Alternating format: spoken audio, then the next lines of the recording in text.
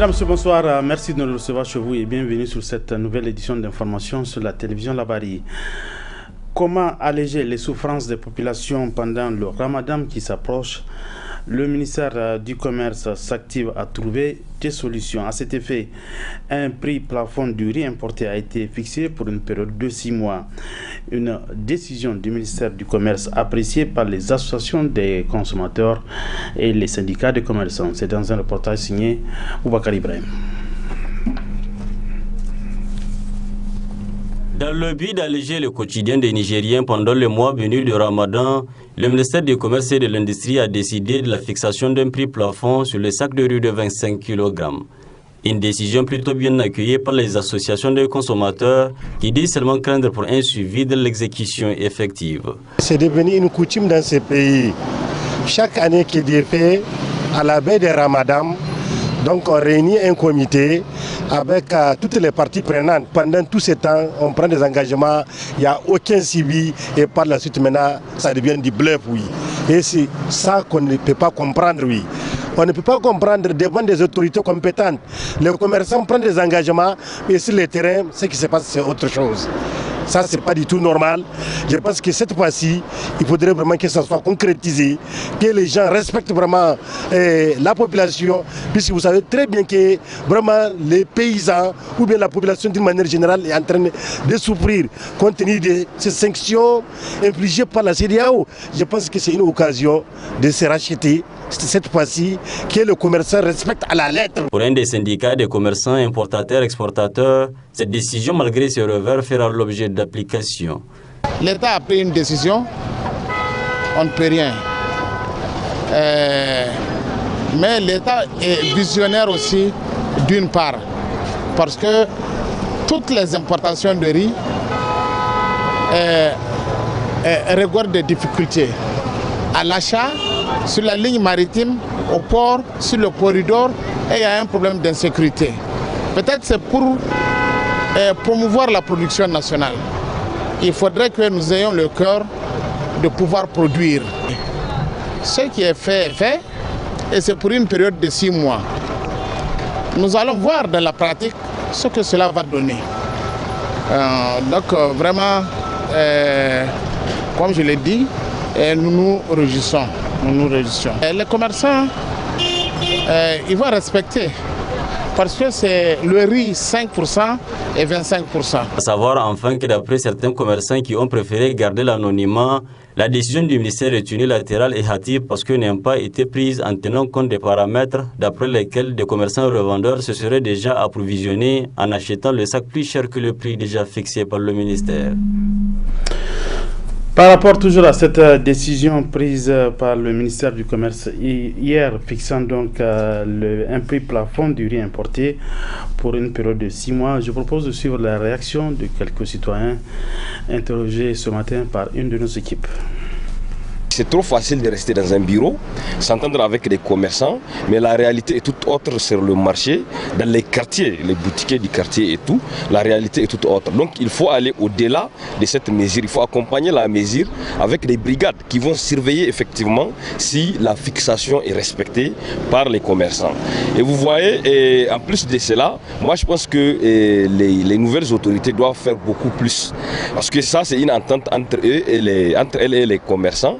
Maintenant, il faut que les nouvelles autorités pensent aussi à bloquer les prix de l'essence, les prix du carburant de façon générale à la pompe. Parce que vous savez, les commerçants, eux aussi, ils sont là pour faire des profits. Il faut leur faciliter aussi les choses en faisant quoi? En agissant sur le coût des transports.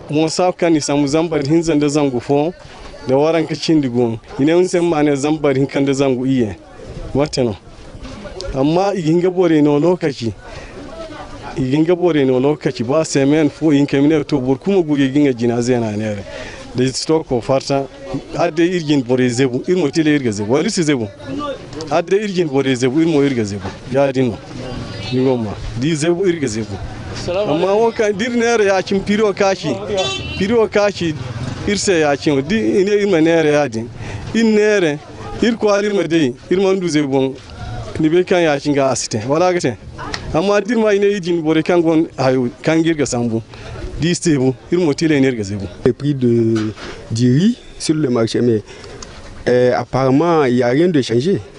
C'était hier, ils ont pris cette décision-là. Mais dans l'immédiat, là, c'est pas possible. C'est pas possible. Mais à long terme, peut-être, il y aura une diminution. Mais ceux qui ont déjà leurs marchandises sur le marché, là, qu'ils ont acheté vraiment à un prix vraiment cher, là, ils ne peuvent pas vendre ça à un bas prix. Mais il faut qu'ils arrivent d'abord à écouler le marchandise là. Après, maintenant, le nouveau stock qui va venir, peut-être en ce moment, il y aura un rabais sur le prix. Mais maintenant, vraiment, ce n'est pas le cas. Ça ne peut pas être le cas aussi. Prendre une décision hier et l'appliquer aujourd'hui, là, vraiment, ce n'est pas possible. La suite de cette édition d'information avec la disponibilité des épices sur les marchés de la capitale à l'image du marché de Dolé. Les étals sont remplis de ces denrées qui disent être abordables par les vendeurs. C'est un constat signé Nana Firdos Saleh et Abakar Soleil. De la cannelle, du curcuma, du poivre, de l'ail, du gingembre, de la muscade, du fenugrec sont les différentes variétés d'épices exotiques qui inondent les étals de la capitale. Ces épices proviennent de divers horizons.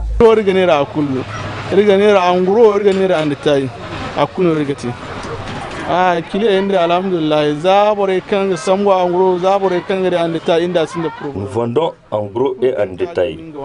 Tout se passe bien avec nos clients. Chacun peut avoir selon ses moyens. Nos épices proviennent du Niger et une partie est importée des pays voisins. Les vendeurs déplorent la rareté des clients.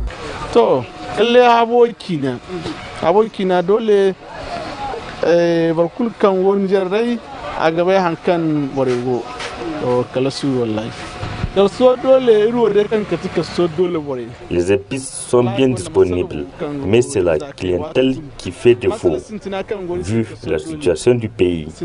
Cependant, dans ce marché, il y a quand même un souci avec la sécurité.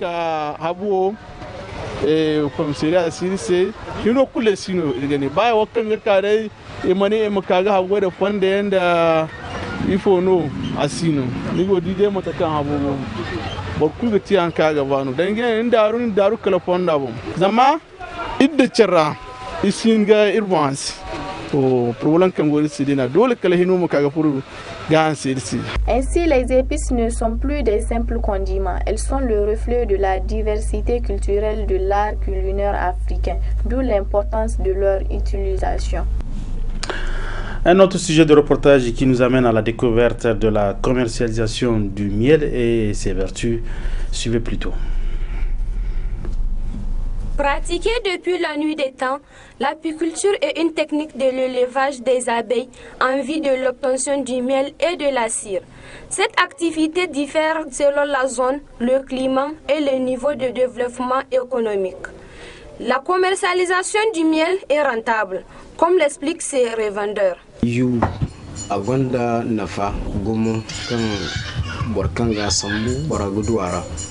Le miel dispose de multiples vertus thérapeutiques. Les savants ont même estimé que ce produit guérit plus de 100 maladies. La couleur ne définit pas la qualité du miel, car la couleur dépend de la saison où les abeilles l'ont produite.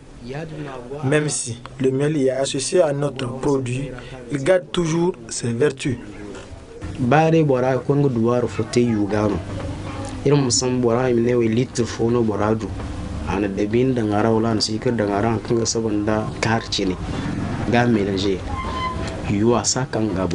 Compte tenu des vertus, le miel est un produit qui de nos jours est utilisé dans beaucoup de choses.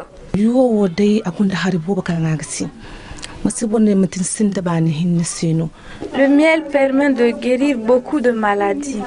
Quand tu te sens pas bien et que tu prends une cuillère à soupe, un matin, tu verras ton état de santé s'améliorer considérablement. Valable pour les enfants. Dès bas âge, si on donne du miel à l'enfant, il devient intelligent.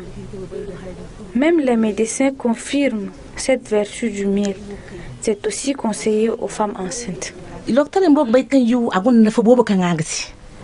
denrée qui suscite autant d'intérêt est très bénéfique pour notre organisme. Le miel est riche en énergie.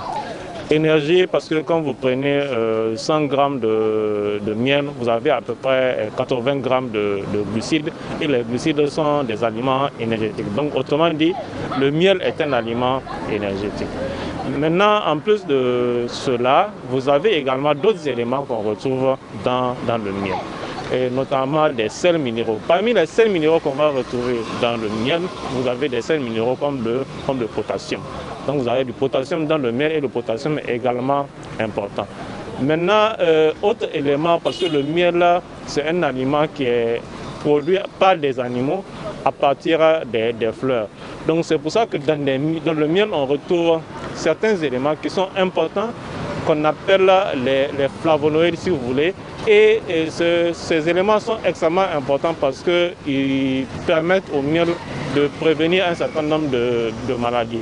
Parce que la présence de ces flavonoïdes qui sont en termes simples des antioxydants, donc la présence de ces éléments-là, ça fait en sorte que le miel permet de prévenir notamment les maladies cardiovasculaires. Le miel est très prisé par la société pour ses bienfaits.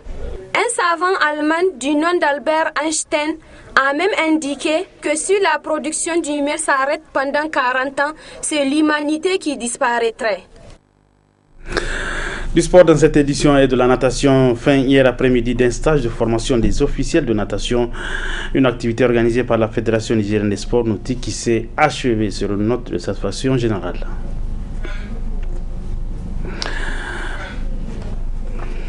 Je disais donc en sport, retenez que la fin hier après-midi d'un stage de formation des officiels techniques de natation, c'est une activité qui a été organisée par la Fédération nigérienne des sports nautiques qui s'est achevée donc sur une note de satisfaction générale.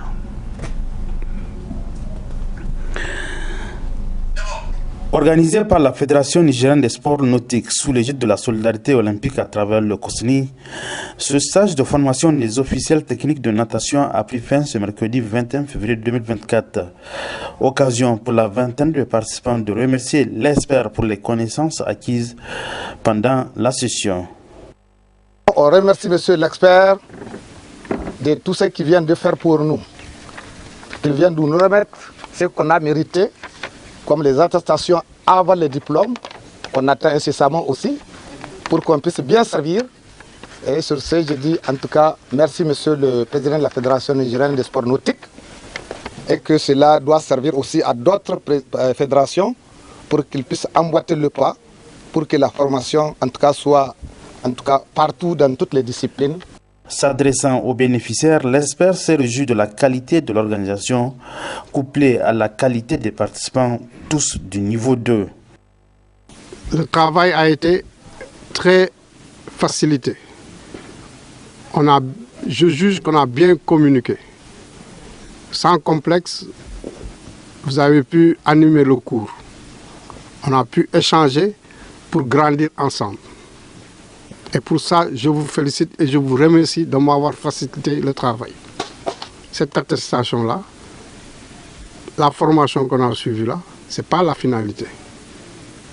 La finalité, c'est d'exercer. Ça, c'est très important. En exerçant, on arrive à acquérir une expérience beaucoup plus efficace qu'en se limitant seulement à des formations en classe. En tirant le bilan du stage, le président de la Fédération nigérienne des sports nautiques a prodigué des conseils aux participants.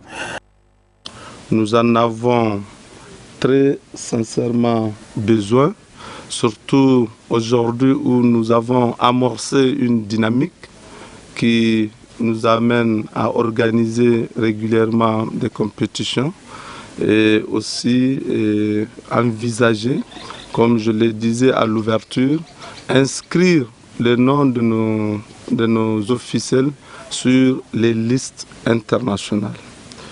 Je pense que c'est le début du processus, comme vous l'avez dit. La formation en salle n'est que le début du processus.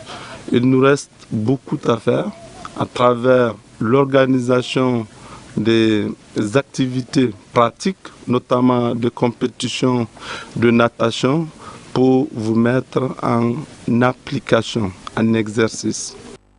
Remise des attestations de participation puis des cadeaux ont été les derniers actes de la cérémonie de clôture du stage de formation des officiels de natation. Des connaissances qui seront certainement mises en application le 8 mars prochain à Tillabéri à l'occasion d'une grande compétition des sports nautiques sur le fleuve. Voilà, ainsi prend fin cette édition d'information, mesdames et messieurs. Merci à vous de l'avoir suivi. Bonsoir.